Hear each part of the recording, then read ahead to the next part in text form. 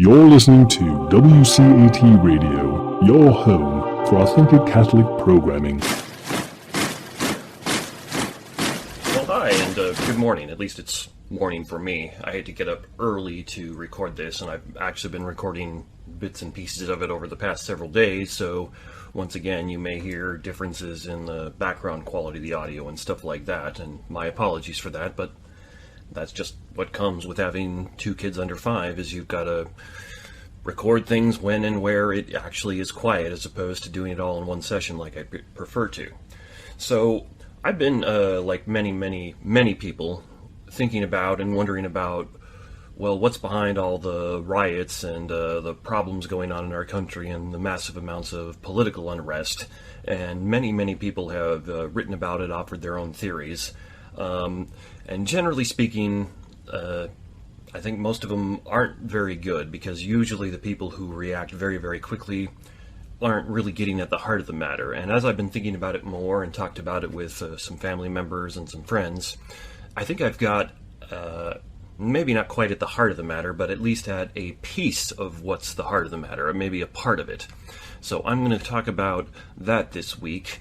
But before I continue into that, I want to give out 2 Facepalm and Psy Awards, because, well, it's been such a long time since I've done one of these. At least it seems that way to me anyway. I'm sure part of that is that I'm taking more time doing these podcasts, but whatever, I'm going to do 2 of them.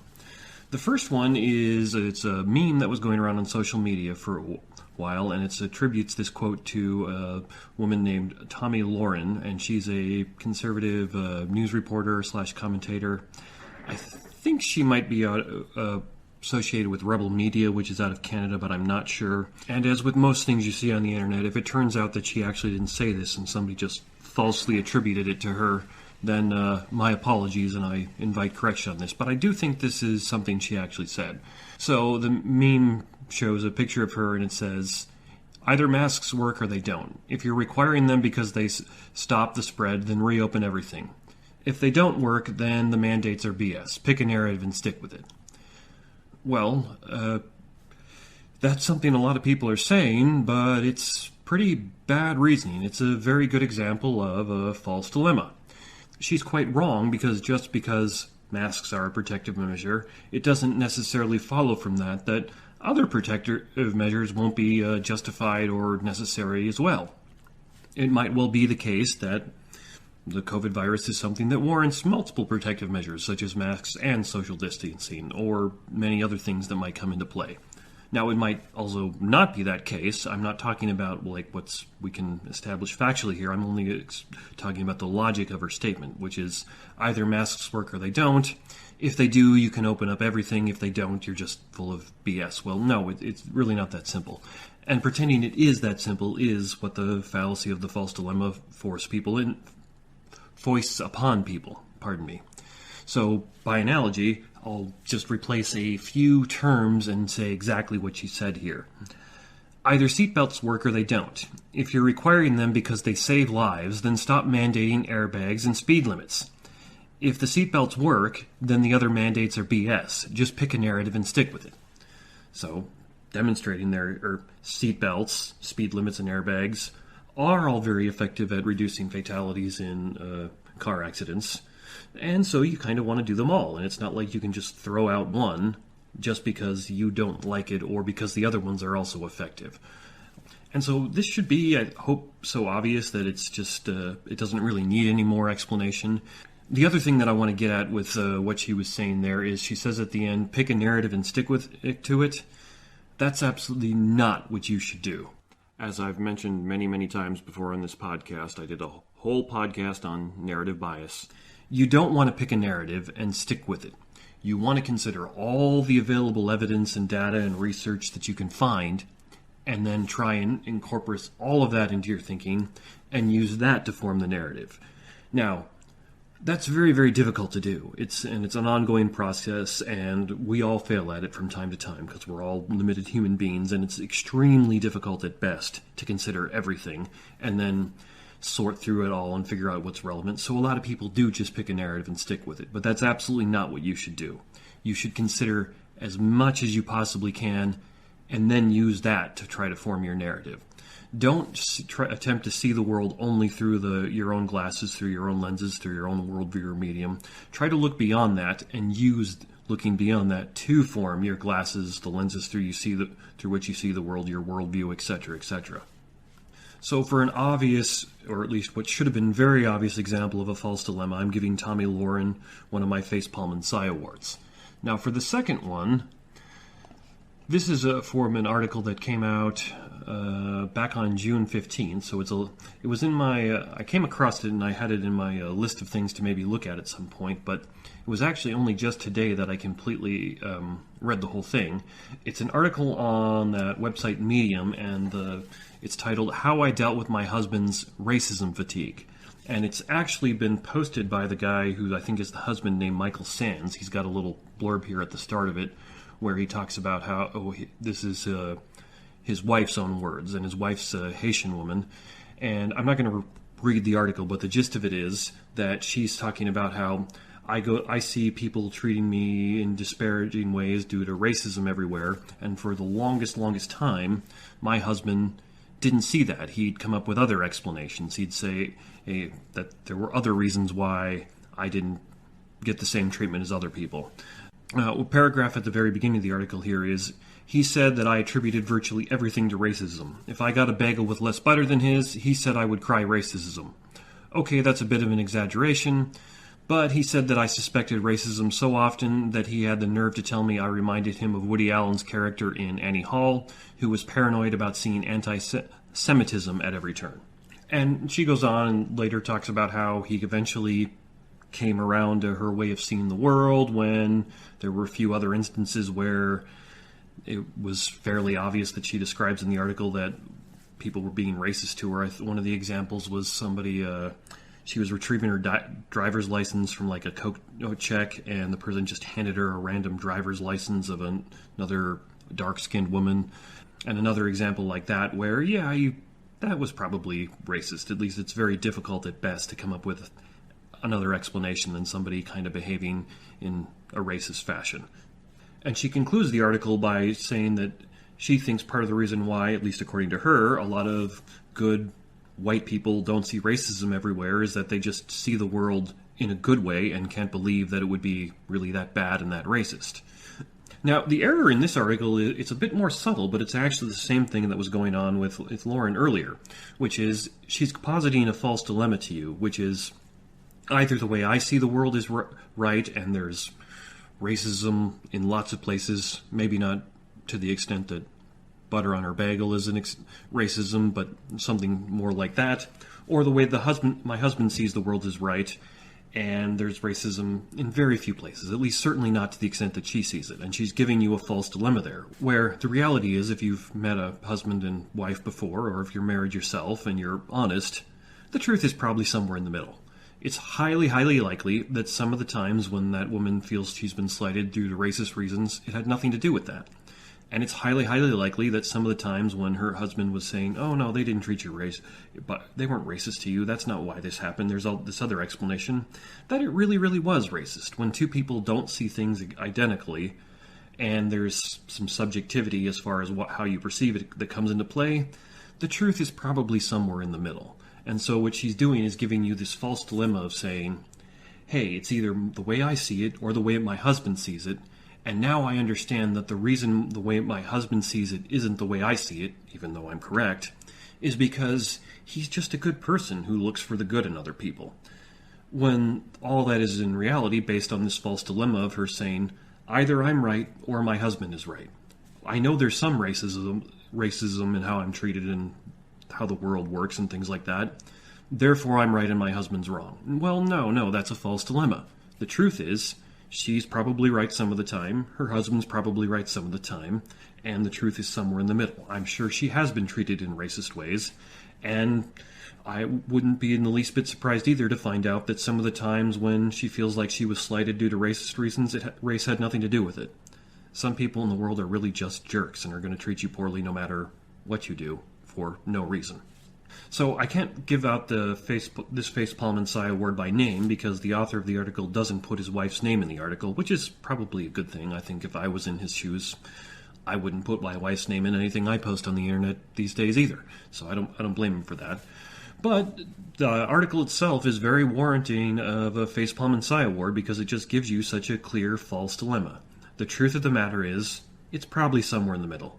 That's the way it is with a lot of these things. Some things genuinely are either or, I've talked about this before on many times because this is such a common error and common fallacy people fall into of the false dilemma.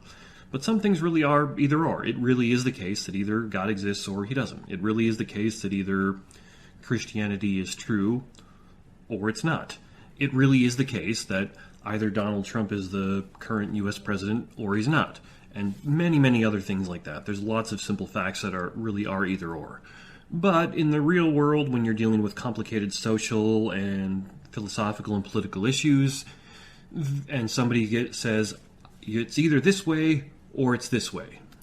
Probably not. There's usually other options that they're deliberately excluding because they just don't want to have to deal with how complex and difficult a lot of the issues in our world are. So, there's two facepalm and sigh awards that are both false dilemmas for you. Try and avoid falling into false dilemmas.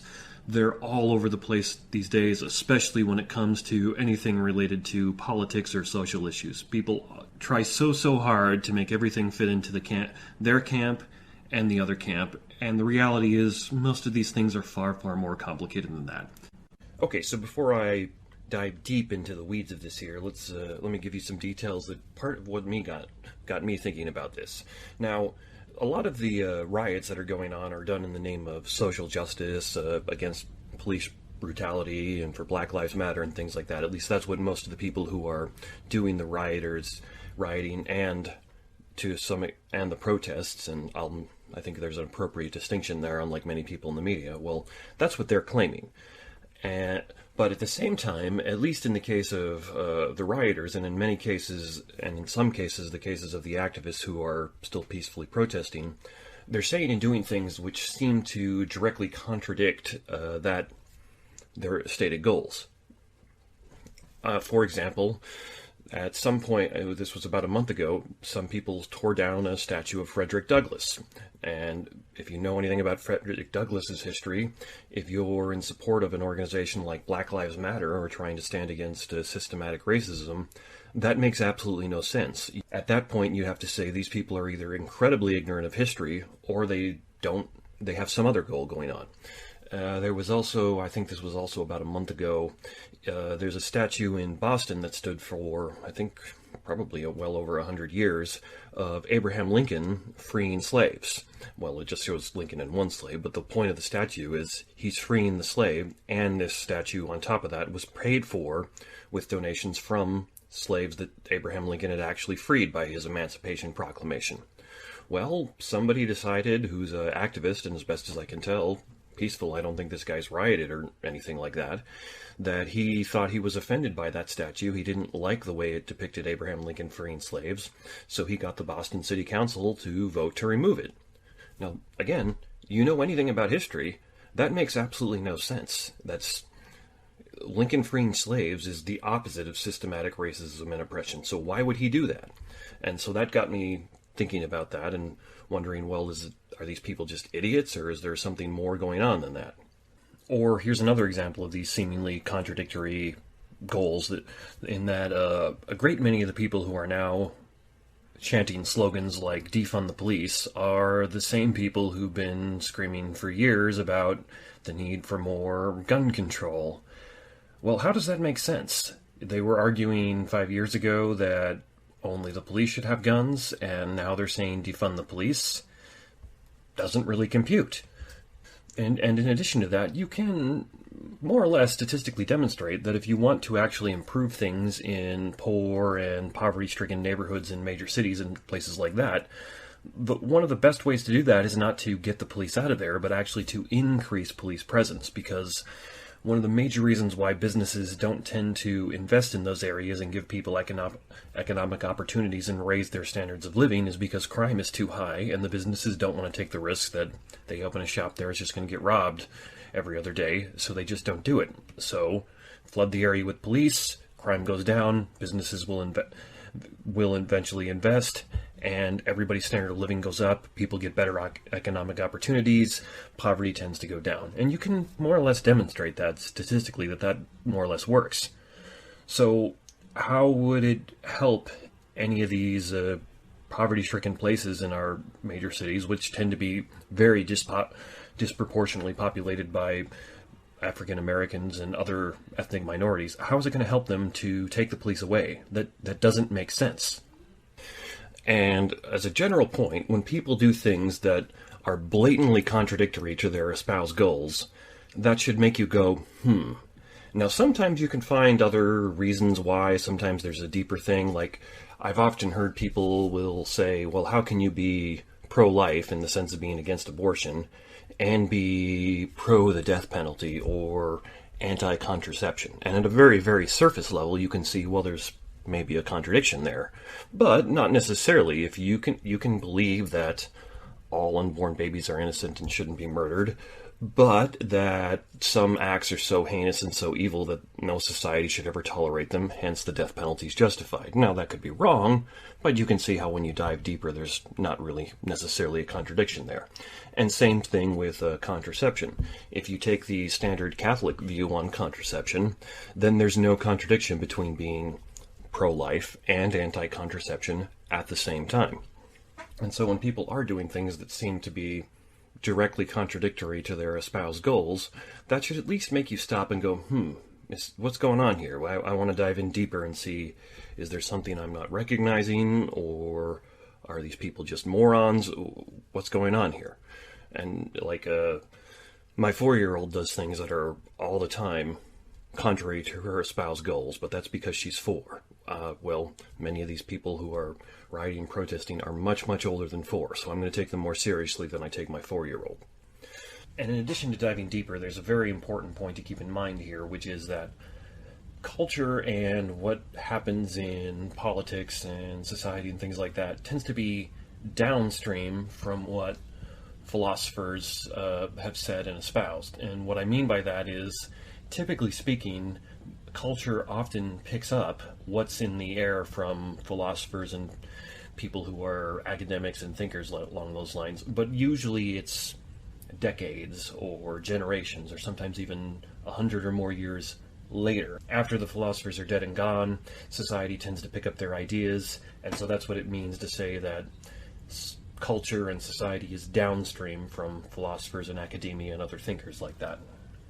And so as an example of this is something I used to cite, probably about 10 years ago, when people would ask me, well, why do you want to study philosophy? Isn't that just a bunch of esoteric snobs who go down deeper, stay down longer, and come up drier than anybody else, and only talk about esoteric problems that no normal person really cares about, like the problem of universals and modal logic, which I have talked about on this podcast?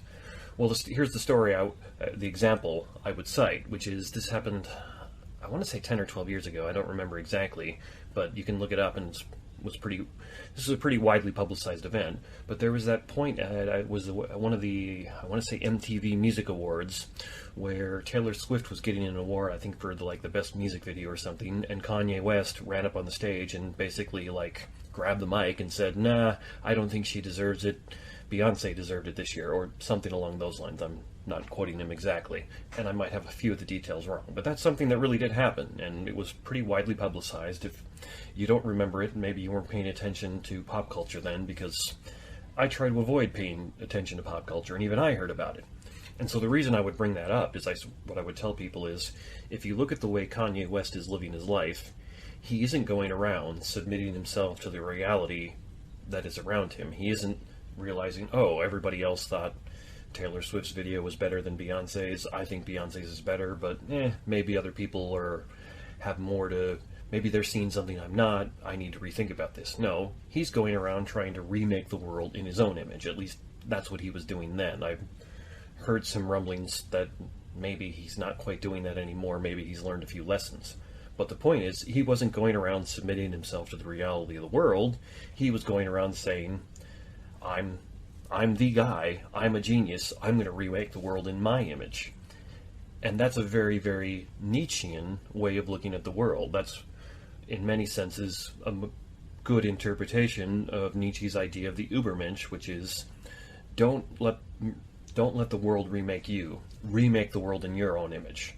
Build your house on the volcano, because if you're going to have a house on a volcano, you're going to have to assert your will on the world very, very strongly in order to survive. And that was Nietzsche's whole idea, is don't submit to the world, remake it as you see fit. Well, he had lots of different ideas, but that's one of them.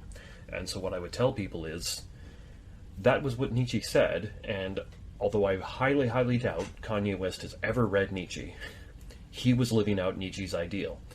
The point being, 150 years or so later, after Nietzsche died, you have somebody starting to espouse Nietzschean philosophy ideals in how he lives his life. So culture and society, even people who haven't read those philosophers, they're downstream from those philosophers, and the ideas get picked up, and that's the example I would cite.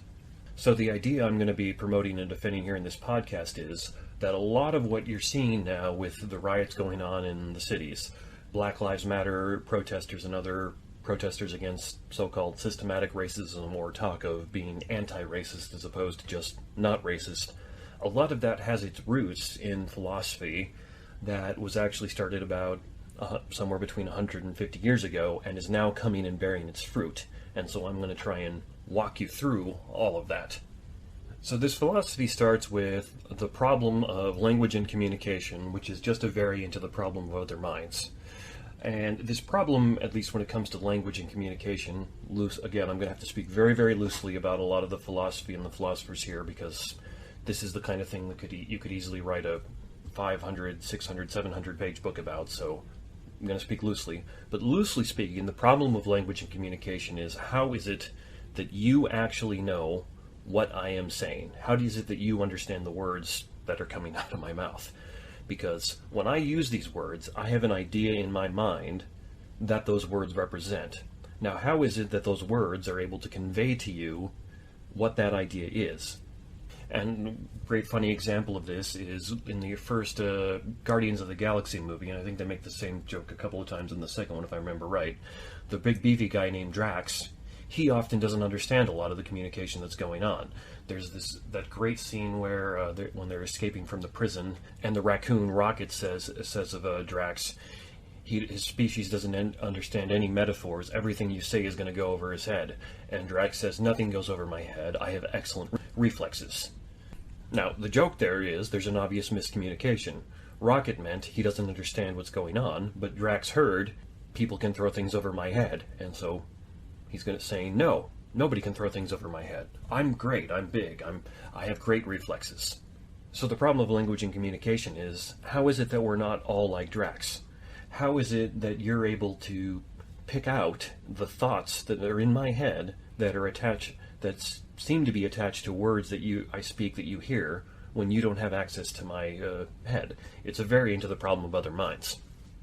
Now, in virtue of being a human being, your consciousness, that is your own thoughts in your own mind, is the most apparent and obvious thing to you. You know what you mean by the words you say, and I know what I mean by the words that I say, but where's the connection? And the problem is that I don't have direct access to your mind, and you don't have direct access to my mind.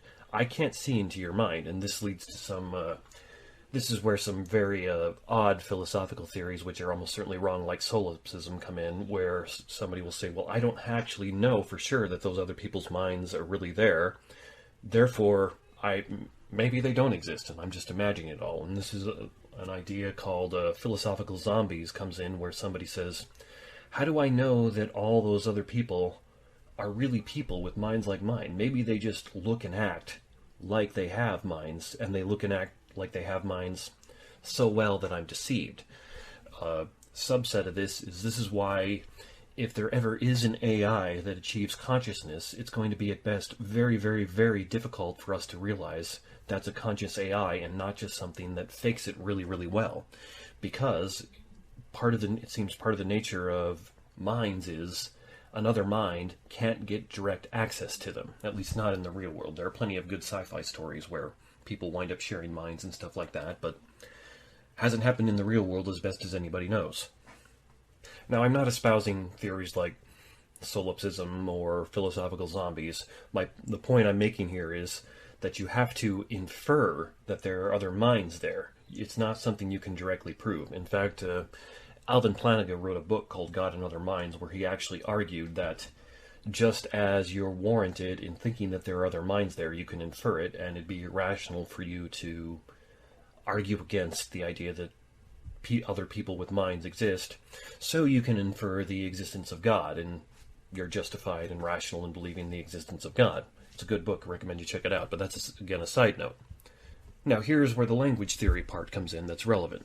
As I was saying before, how do you understand my words? Because if you don't have access to my mind, and I don't have access to yours, how is it that you can understand the words that I'm using? How is it that they can convey the thoughts that I have, the meaning I attach to them, to you? And this problem is compounded by the fact that words' meanings can change over time. I think this is an example I've used before, but the word gay meant something very, very different 50, 100 years ago than it does now. So how is it that words' meanings can change in the midst of all this? How is it that meaning can change and you can understand my words? Well, going back to language theory, there was a guy from quite some time ago named Ferdinand de Saussure who did a lot of work on this, and one of the things he came up with is the idea that language has, in essence, two components that are tied together. All things, words, all language has a signifier and a signified. The signifier are those things that we see or hear. That is, the word itself that you hear, the sounds coming out of my mouth, that's the signifier. And the signified is the things that represent. So when I say the word paper, you don't immediately think of the sound that I'm producing, of the sound you're hearing. You think of the concept of paper. And like in my case, I thought of like a stack of just white printer paper, because that's what I use and see most of the time. You might have thought of a different type of paper, but you thought of paper. You didn't think of the sound, the letters that compose the word, or the grammatical content of it. You thought of the meaning behind it. So how is this meaning assigned? How is it that you thought of that? How is it that the sounds of the word paper conveyed to you that thought of paper that came to your mind? And this problem is also made a little bit worse by the fact that there's just no obvious inherent connection between the sounds we make when we speak and those thoughts that they convey. There's no inherent connection between the signifiers that we use and what's signified. And you can just look at that in how there are numerous other languages around the world that use different sounds to convey the same intended meaning. And meaning changes, and in some cases, there are ways that language doesn't really translate to other languages, so they actually have thoughts, concepts, signified things in those languages that other languages don't have signifiers to convey. So it all seems like a complicated mess. How does it work? Now, at this point, some philosophers, and this was a movement that was, as I understand, was a rage about 20 or 40 years ago, are just tempted to give up and say, it doesn't work. But that's quite clearly wrong, because it does work. It does work very well almost all the time. The vast majority of the time, people are able to communicate with each other. Now, there are miscommunications. It's not like it's a perfect system, but usually we're pretty well able to infer the meaning or something close to the meaning that other people intend. Otherwise, we couldn't get through with our lives. Otherwise, there would be no point in you listening to this podcast where I'm talking, because you wouldn't understand anything I was saying. But quite clearly you do if you're still listening, or at least you have a approximate idea or a pretty good idea. So how do you get through this problem? How do you solve it? Now, the great philosopher Ludwig Wittgenstein actually came up with a solution to this in his concept of language games. And again, Wittgenstein's philosophy is complicated. Language games is far more complicated than I'm getting into here. This is just a gross summary. But loosely speaking, what language games for Wittgenstein meant is that meaning actually isn't held in my mind. Rather, it's publicly available, and it's assigned by all the practice and context and content of the culture and the actions of the people who use that language. You know what paper is when I talk about paper because you've observed probably hundreds of thousands, if not millions, of incidences in your life of people using the word paper and picking up paper or talking about it, or things along those lines. and hence your mind's just realized, oh, that's what that sound of paper means. It means this concept of paper. So according to Wittgenstein, meaning isn't assigned by my intentions, although it is in part. Rather, meaning is assigned by the culture. And Wittgenstein wouldn't deny things like authorial intention. His point is, when authors use language, the meaning they intend comes from both them and their culture, in the sense that I'm using the language, the medium, to communicate my intention, and that medium is enabled by the context, by the culture, by the language that I have. And so it's kind of a bit of a both and instead of an either or type of scenario there. And if you're having a hard time understanding this, think about it this way. The same story can be told in different mediums. That is, you could have a book, you could have the same story told in a movie, you could have it told as a television miniseries, and you could have it told in, say, like a video game or some other medium. Now, the conventions of all those mediums are going to be different. The place where you'll get the most similar would be a television show and a movie. But even then, conventions are different. Things will work very, very well in a 2-hour movie that won't work well in a TV series where you've got, say, 10 episodes at an hour apiece, and vice versa. And things are going to work very, very well in a book that don't work well in the other things, and things are going to work very, very well in a video game that don't work well in the other stuff. But every single one of those mediums could be attempting to tell the same story about, say, the same historical event, like a battle in World War II or something. So you could think of the authorial intention of the meaning being telling the story of that battle in World War II, and the medium of the meaning, that is the cultural context, the language, being those different ways of telling that. And so you would run into the same or similar things if you had the same story told in different languages, because people could tell a story in English, German, French, Italian, and so on and so forth. So, point being, according to Wittgenstein, and I think he's maybe not entirely right, but definitely onto something here, meaning is a language game, and those games will change over time, and change is the culture and the context and the actions of the people who speak that language and use that meaning that changes. So, easy example is the same word in different contexts could either endear someone to me or insult them. If you could easily see this where a group of good friends could go out and be laughing and joking, and one of them calls the other one stupid in a sarcastic way, and they all laugh and have a good time. Conversely, that same person, if he's walking down the street and just sees somebody he randomly doesn't know, says, "Oh, you're so stupid," well, that would be insulting. The context has changed the meaning. The actions of the circumstances of the people involved have changed, hence the meaning has changed. And so that's what Wittgenstein means when he says that meaning is a publicly available thing. It isn't something that's held privately and mysteriously in our minds. It's something that's publicly available, and then we turn around and use it to communicate our thoughts and intentions and what we want to say. So the answer to this problem of language communication, and you can make a similar answer to the problem of other minds, is we infer what the meaning behind the words other people use is based on the patterns of their behavior and the patterns of behavior that we see in our culture and context at large.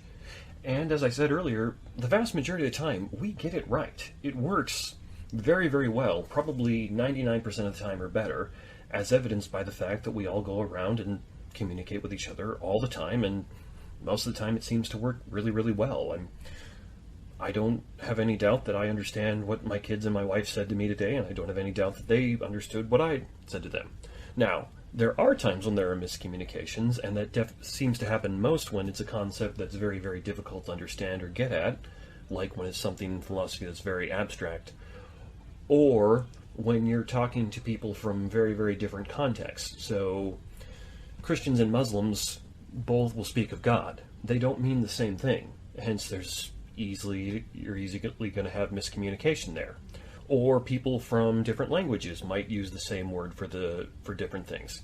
People who speak essentially the same language but are kind of in different cultural contexts might use the same word for different things. For example, I saw somebody on Facebook today talking about how he had this new flat. Well, nobody in America uses flat for the word apartment or place where they live. That's more of a British usage of the term. Now, I understand that that's what's going on. I was able to see he's coming at it from a different context, a different culture, a different pattern of behavior, but it's easy to see how you could get a miscommunication with that. And that's the way most miscommunication happens. And now, after I've done all that, I can tell you, here's where the problem starts. And that is, inferring is not perfect reasoning. You can infer things wrong. And again, that happens all the time. We've all reasoned poorly by inferring. And that doesn't mean there's anything necessarily wrong with inferring. It's just an imperfect method of reasoning, but sometimes it's just the best we can do. However, because this kind of thing is imperfect, because Saussure and Wittgenstein and many other people came along and realized, oh, language works by inference, and inference is not deduction, some other people came along, and again, I'm grossly summarizing a huge volume of the history of thought and philosophy and language theory, so my apologies to people who are very much in the know for how gross I'm summarizing it. But some other people came along and looked at that and realized, well, it doesn't work perfectly, therefore how can we know it works at all? And that's essentially where you get the roots of postmodernism, and this is the point that guys like Jacques Derrida and Paul de Man and many other postmodern thinkers really harped on, which is language doesn't work perfectly all the time, therefore how can we know it works? There's no necessary connection between the signifier and the signified, and that's absolutely true. Therefore, how can you know it works? And the answer, again, is you got to look to what Wittgenstein said there, and you just have to infer it. But they said, but aha, you could be wrong. Therefore, how can you know you're right? They adopted a very skeptical view of language, and because we have to use language to communicate with each other in everything, that essentially forced them to adopt a very skeptical view of pretty much everything. And postmodernism is more complicated than that, but that's the undergird, the gist of it is postmodernism can be very loosely and broadly defined as a inherent skepticism of any totalizing system, including language. That is, anytime you would point to something and go, that's true, the postmodernist would go, I don't know, how do you know that? And not necessarily in the same sense that, like, Socrates might ask you, how do you know that? Probe a little deeper, and if you gave a good response and had some good reasons, Socrates would probably back off. At least that's what we see when we go read him in Plato's dialogues. The postmodernist would more or less keep pushing, because there's always a slight chance you're wrong. There's always a slight chance you inferred the wrong meaning in language. There's always a slight chance you inferred your knowledge incorrectly. There's always a slight chance you're wrong, because we're all human beings. And that's what postmodernism essentially harps on, is they say, because you can't be certain you're right, therefore we have to be skeptical of all of these things that undergird human knowledge and systems and everything like that. We can't really know if there's really a truth out there outside of our minds, because all of our access to it is done through mediums of language, or what Derrida would refer to as the text. And he didn't there just by that mean like text in books and written text. He thought of everything as a text, like even the way you see things, film, hand gestures, even the way you see the world, that's a text. You're receiving it through a medium, you have to infer it, you can't know it perfectly, therefore you should be skeptical. Now, this is a very bad way of thinking and a very bad way of living your life. Nobody can live this way consistently. We all have to make knowledge claims and go around acting as if we really do know things. Even the postmodernists like Derrida and de Man and other ones did do that. I mean, Paul de Man actually wrote whole articles arguing that language didn't communicate very well. Well, did he expect people to understand those articles? I think he did. Inconsistency right there. And you saw the same thing with Derrida's writing all over, although, I guess to be a little fair, Derrida is such a terrible writer, it's a little unclear what he meant most of the time. So what I'm driving at here is, it's not that there is no point behind this postmodern critique of language and everything else. There is always a way you can be wrong, and you are always wise to be on the lookout for that. You are always wise to keep somebody who's a bit like Socrates in your life who's saying, well, how do you know? How do you know you got that right? But postmodernism carries it a step further. I think I might have talked about this when I talked about Socrates a while back, but you can adopt a view of Socrates as kind of a jerk who just never lets go. And the postmodern critics essentially became the jerk who just never lets go and says nobody can really know anything. which of course is ridiculous. That's not true at all, but that's what they started espousing.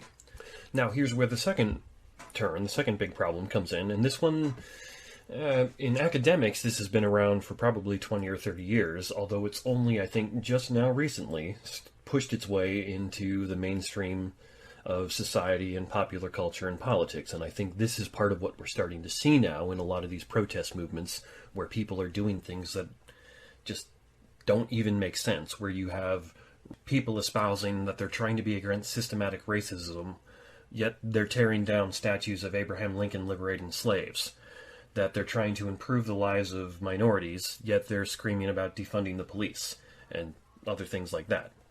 So, if you accept this postmodernism critique, which I don't know the statistics off the top of my head, but based on my experience in academia, I would say the vast majority of academia basically bought into this for about 50, maybe 60 years or so, and said, yeah, the postmodernists got it right. Maybe there's truth out there, but we can't really know it for sure. So if you buy into that, and you can't really know the truth for certain, what are you left with? Well, there's really only two options. You can play around like nothing matters, which is, I think, part of where a lot of more kind of fun, slightly nihilistic films come in. There's a postmodern influence there where they're saying, well, nothing matters, so we're going to have fun and laugh about it. And you can do that. I had a professor who taught the postmodernism class on postmodernism I took in college, and that was his espousal of it. But then there's the other option, which is, if there is no truth, what's there left in human relationships? Power. And that's it. And ultimately speaking, because human beings are competitive by nature, and because the line of good and evil runs through each human heart, and all of us have more base evil tendencies, when that idea in academia that there is no truth anymore gets filtered down to the public and social society, the prominent viewpoint of it's going to be, well, there is no truth, all there is power. So we need to go seize it. We need to go seize power and take control. And that, I think, actually explains very, very well a lot of the seemingly contradictory things we're seeing in the riots and protests. Why would somebody who's seemingly against systematic racism want to take down a statue of Lincoln freeing the slaves? Because, to them, they're on the out group that's not in power, and it was the in group that is in power that put up that statue. Therefore, it has to be torn down so they can acquire more power. Why would there be calls to defund the police when you can statistically demonstrate that that's actually going to hurt the neighborhoods that minorities tend to live in and come from? Well, because these people now view the police as part of the system that's in power, and they need to fight against that and seize their own power. When there is no truth left, the only thing that's left is power, or maybe play. But human beings are too naturally violent, vile, and awful to each other to just play around and have fun. It's all going to become about power games. And that's what it seems like our politics and society is devolving into, is it's all about power games. It's not even about truth anymore. You also see this manifested in how people don't even agree about what true facts are anymore, and they're arguing about it constantly and all calling each other fake news. That's part of a residue of when truth actually mattered, and that some people are still trying to appeal to the truth, but they won't even agree on what's true anymore because it's devolving into, it's all about power games. Who can acquire the most power? And if you look at the seemingly contradictory things that a lot of rioters are doing, and that a lot of the activists who are claiming they're against systematic racism are espousing, if you look at it in the lens of, it's all about them trying to seize power, well then it suddenly all makes a whole lot more sense. This is, in many senses, what is the basis of what's called critical theory or intersectionality. Now, again, that can get more complicated and more nuanced, but this basically is the basis of it, is who has the power. If you do have the power, you're on the wrong side of things and need to be cut down. If you don't have the power, you're on the right side of things and you need to rise up. There's a great quote from the philosopher Douglas Groothuis about this, where he says, "Critical theory, or CT, is the philosophy motivating most all of BLM and Antifa upheavals. It is drawing some Christians into its orbit as well. CT sees social reality in terms of racial, gender, and economic groups. You are defined by your group or intersection of your groups, intersectionality. You are either in or out of power, and society is reducible to power relationships. If you are in power, you are privileged and undeserving. If you are out of power, you are underprivileged and entitled. Those in power are automatically discredited in their discourse because of their status as privileged. Those out of power are automatically legitimated in their discourse. The views of the underprivileged are immune from criticism and are unfalsifiable because the privileged suffer from false consciousness. The underprivileged make demands, they need not make arguments. They are above the law, since the law is the product of privilege and false consciousness. And I think Groothius sums it up very, very well there. It's all become about power. Truth, whatever that is, has taken the hindmost in the view of pretty much most of our politics in society these days. It's all about grabbing power. Now, it's been that way, the Democrats and Republicans have been acting that way for basically about 20 years, which is of truth doesn't matter. They're doing whatever it takes to seize power. They adopted this postmodernistic idea of truth doesn't matter, we can't get to it anymore, long before the rest of society did. But now I think you're seeing many of the rioters and protesters adopting this same thing. It's all about power, and because they're on the outgroup, at least according to them they are, they're justified in doing whatever they can, because it's all about power. There is no truth to appeal to anymore, so they can just claim whatever they want to claim and do whatever they want to do, and the people who are in power, they deserve to be overthrown because they're in power. Now, I hope you can easily see what an unstable and horrible system this is, because it's necessarily going to always lead to violence and conflict. There's no way that anybody could ever be satisfied, because at best all you would have happen is the privileged and powerful continually flipping sides with the unprivileged and the unpowerful. So it's necessarily going to lead to a lot of violence and strife. There's never going to be peace and order if this is the way of thinking. Now, as with the story I used to tell about Kanye West, I very, very, very much doubt that if you were to go talk to, say, the Republicans or the Democrats, or some of these rioters or protesters, and ask them about all this stuff and why they were doing it, I don't think they would give you a well-articulated, nuanced view of all this. I don't think they would necessarily see it as it's all about power.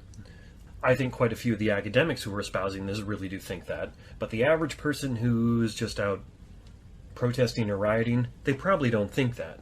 At least they don't consciously think that. But the philosophy that the postmodernists like Derrida and de Man and all the way back to Nietzsche laid down has now come to fruition in our culture, and that's what we're seeing, which is this is all about power games. Truth, whatever that is now taking the hindmost. Now there's two cautions I want to make with this, which is a lot of the times when people will look at social, political, or philosophical movements and try to explain it away with one thing, that's a bit too reductionistic.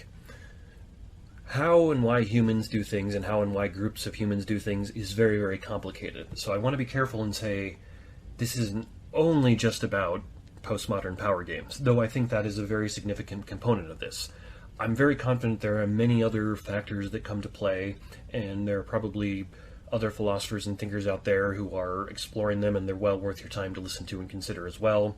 It's way too reductionistic whenever somebody says, this is all explained by this one thing. Anytime somebody says that, you should be very, very suspicious of them, because that's almost certainly untrue.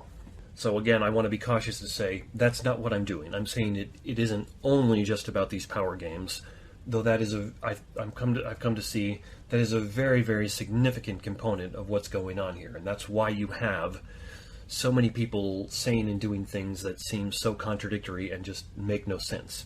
It also is why you have words suddenly being redefined. I was talking to my cousin who's getting a PhD in philosophy a couple weeks back at my grandpa's funeral, and he said he's noticed that recently people are no longer using words to communicate their semantic content. They're using words to signify their tribe. And he's right, and I would argue part of that is, going back to Wittgenstein, some of these groups of people are now using words in a completely different way because, as far as they're concerned, the context, the culture, the public practice of the word has dramatically changed. And so you have all kinds of people saying all kinds of different things using the same word. And you have people chanting slogans like defund the police when you ask them, well, do you mean you don't want police around anymore? No, no, no, I don't mean that. Well, why did you say that then? That's bizarre. But if it's all about we're on the out group, we're going to do whatever it takes to seize power, that makes a whole lot more sense. And many, many other things like that. The second caution I'm going to make here is that often these things are described as Marxist by critics of them. People will lump postmodernism and Marxism together and say that that's kind of at the root of a lot of these things. And in a certain sense they're right, and in another sense they're wrong. I hope you can see from what I described, the way I explained postmodernism, that it and Marxism should be inherently contradictory, because Marxism makes truth claims. Marxism says that everything is about economics, and the working class needs to rise up and overthrow the overclass because the overclass is oppressing them. That's truth claims. And postmodernism should, by its very nature, be skeptical of those truth claims. But practically speaking, you do find strains of postmodernism thought linking up with Marxism. Now, not Marxism in the necessarily strictly economic sense that we tend to think about it or learn about it, but Marxism in the sense of everything is reductionistic. That is, Marxism reduces every aspect of human life to economics. That's all that matters. Well, this new wave, whatever we're calling it, says everything is power. There is nothing else. So it's reductionistic and kind of Marxist-like in that sense, but it's not exactly the same thing. Okay, so last couple of points I'm going to make here will be just about how you tend to see this filter down into practical talk, like from the media and more common people, because you don't tend to get academics talking about this kind of stuff for the most part. And so usually what the buzzwords that people who are engaged in this, and again, I'm not saying all of them are consciously aware of this, but although I'm very sure that some of the academics are, but the buzzwords, they'll talk about things like, I want to have diversity, I want to be inclusive, I want to have equity. And now equity is different than equality. And sometimes they'll talk about like knocking down white privilege. And as soon as they start talking about somebody who's privileged, there you go, you're into that power dynamic. That's the privileged person, the privileged class, the privileged group, therefore they're wrong. I'm in the underprivileged class, the underprivileged group, therefore we need to take them down. And sometimes you even have people complaining about how their own privilege or things along those lines. And again, going back to the postmodern critique, it's not that it isn't the case that there are people and groups that have more privilege than others. But that doesn't necessarily mean that they're wrong. It doesn't necessarily mean they have that privilege in no virtue. A great example of this that comes to mind from a conference I was at a while ago, a guy was giving a talk on what's beautiful, and he was listing various attributes of beauty, one of which is symmetry, which is true, but there's not necessarily something wrong with asymmetry. There's not necessarily something wrong with a lack of equality or a lack of equity if there's a good reason for it. And the example I gave in the Q&A to him is that at that conference, there were a lot of people there with vastly better academic credentials than I have, because all I've got is a master's degree, a couple of conference presentations, a debate, and hopefully an upcoming publication in like another year or two. Well, there's a lot of people at that conference who have vastly more academic credentials than I had there. That's not equality, that's not equity. But there's a very good reason for that, which is many of them have been doing their stuff 20, 30, 40, 50 years longer than I have. They've worked harder. They've earned the fact that they're more privileged in academia than I have. So there's a good reason for that. Lack of equality or lack of equity is not in and of itself an indication that something is morally wrong. That's a very simplistic way of viewing the world. It's being way, way too skeptical. The fact that somebody has more money than you doesn't necessarily mean they got it through bad means. The fact that somebody's a billionaire doesn't necessarily mean they got it in ill-gotten ways. It could well be the case that that particular billionaire stole some of the money, but you've got to do the hard work of actually like weeding out, well, this guy worked really hard and got ahead, this guy just stole it all, this guy worked hard and he stole a little bit, which is actually probably closer to the truth for most of us, because most of us are, as I said, the line of good and evil runs through the middle of everyone. We're all good and evil. We've all done things we should be ashamed of, and we've all done things we should be proud of. So you're probably going to find, when you look a little more deeply, that some of the people who have privilege did some things where they didn't deserve it, and they did some other things where they did deserve it. Human beings are complicated. It's not as simple as just saying they have privilege, they don't, therefore they're wrong, and these other guys are right. Now, there's absolutely nothing wrong with being inclusive or encouraging diversity. The trouble you find when people are using those terms, at least in America nowadays, is they usually mean a very, very specific type of diversity and a very, very specific type of inclusivity. That is, they typically mean, when they say diversity, they mean they want ethnic diversity. That is, they want people who look a little different than them, maybe look a lot different than them, and who have different accents than them, but who think and vote exactly like them. They want ethnic diversity, but they don't want intellectual diversity, at least typically. And it's the same thing with inclusivity. We want to include people who look different than us, maybe have different sexual orientations than us, but we don't want to include the people who think we're wrong. And the natural question that I think you should have is, why on earth would you privilege ethnic diversity over intellectual diversity? Now, I might be wrong about this, but just somebody who likes pursuing the intellectual life, I would think it's probably more important to have intellectual diversity than ethnic diversity. I mean, I would rather have them both, but if you have to privilege one over the other, wouldn't intellectual diversity be better because that's going to lead to a better, more fulfilling life, as opposed to having a bunch of people who have different skin color but all think exactly the same? Have them both, but most people, when they use that term nowadays, just mean ethnic diversity. They completely ignore any type of intellectual or political diversity. And it's the same thing with inclusivity. And as I mentioned before, there's a big difference between equity and equality. Equality means that you're all treated the same. When they say equity, what they typically mean is they want everybody's results to be the same. But the problem, if you've actually thought about it at all, is it's virtually impossible to achieve equity without doing something like having the Soviet Union's government just keep everyone down and keep them at absolute poverty. Because people are different. Some people are more skilled than other people are. There are lots of people who are much more skilled at business and making money than I am, and I hope at least some of them aren't as skilled as I am at doing philosophy. But they're going to make a lot more money doing what they do than what I do. So that's not equity. That's not an equitable outcome. You're going to wind up with differences. But that's equality, because I could have gone and got an MBA instead of a master's in philosophy, just like many of them did, and tried it out. And so I had that opportunity and didn't take it, and some of them could have gone and got a master's in philosophy instead of getting MBAs and going into business. That's equality. That is, we had more or less the same opportunities to go do things. There wasn't a force in society holding us back saying, no, you can't go there.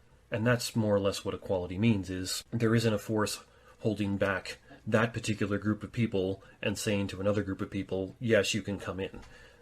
And that's a good thing. We should all strive for that. And there are instances and places in society where that's not the case. But equity simply means everybody gets the same results. And the problem you're finding is many people are nowadays looking at it and saying, well, if you don't have equality of outcome, if you don't have equity, that means there's something wrong with the system. That means there's something racist about it. There are actually some people now saying that any system that doesn't have equity, that doesn't produce equity, is therefore racist. And that's ridiculous. You don't necessarily know that. There could well be many, many other reasons why. And again, I very, very much doubt, unless you're talking to an academic who's done a lot of work in this stuff and who teaches at like a high-level school somewhere, that people who talk of diversity, inclusivity, and equity, and white privilege or that group's privilege over this group's privilege, really realize that they're kind of buying into this whole system which says everything's about power.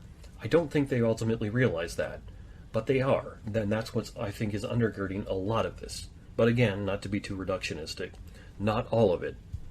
So, that's my podcast for this week. That's what I think is undergirding a lot of the trouble that we're seeing nowadays, which is, for the most part, our society seems to be attempting to follow the postmodernists and give up on truth and just embrace all its power games. And we're starting to see the fruits of that, and the fruits of that are not good. We need to get back to pursuing what's good, right, and true, and arguing with each other about what is good and right and true when there's disagreements and such over that. So as always, write in and let me know what you think. This might prove to be one of the more controversial ones that I've ever done, because I just don't typically like doing ones on current events, but I really think there is something to this idea that power games are ultimately what's behind a lot of these things. And as I said before, it just explains so many of the seemingly contradictory and seemingly just bizarre things that you see a lot of the rioters and activists doing. You can always reach me for any kind of comment at theexaminedlifewithphil@gmail.com. Check out the Facebook page, The Examined Life with Phil. Just do a search for it, you'll find it. I haven't updated that in a while, and I really do need to get back to doing that.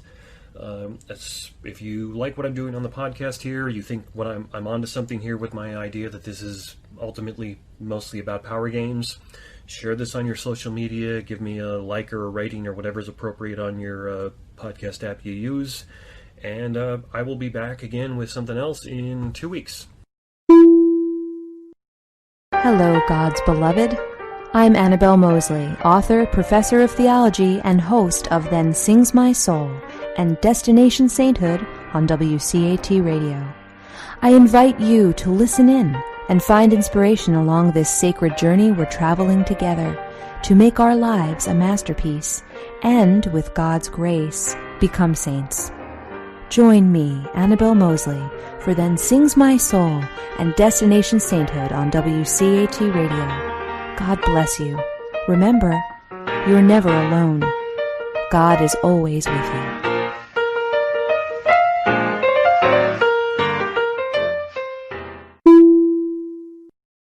Thank you for listening to a production of WCAT Radio. Please join us in our mission of evangelization, and don't forget, love lifts up when knowledge takes flight.